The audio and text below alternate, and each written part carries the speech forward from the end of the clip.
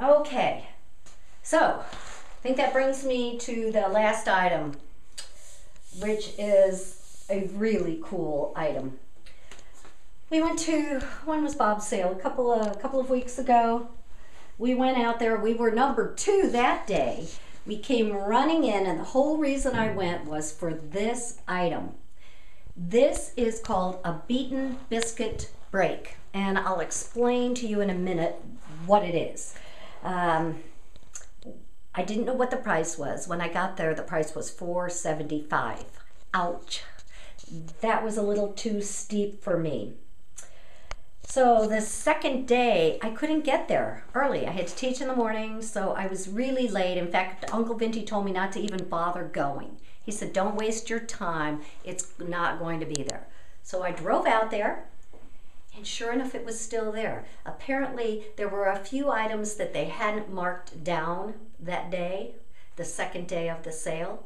But when I got there, I was speaking with the gentleman, and the owner was there, and he said to go ahead and mark it down to half price for me. So I got it. I was so excited. It's really heavy. It took 4 of us to get it into my truck, but we did it. Okay, so a beaten biscuit break. Beaten biscuits evolved in the South. In fact, they were a delicacy. The typical ingredients in a beaten biscuit would be flour, lard, and either milk or water. No baking powder or things like that would actually cause the dough to rise. So in order to get the biscuits to be somewhat light and fluffy, you had to beat them, and that's what they did. They actually took the dough out and beat it up against a stump or something like that for 30 minutes to an hour. To get air in them. To get air in them, to get the air in them, to make them lighter. So it was very labor intensive. At the end of the 19th century, so like the 1890s, they came up with this device, a beaten biscuit break, that reduced the labor that was required to make these biscuits. So you make up your dough, and you would run it through the roller. Then you'd roll it back up, and you would do that again. You would do this, what, about 100 times until it popped. That indicated that you had sufficient air in the biscuits, and you could then bake them. I've heard that these biscuits are wonderful, just phenomenal.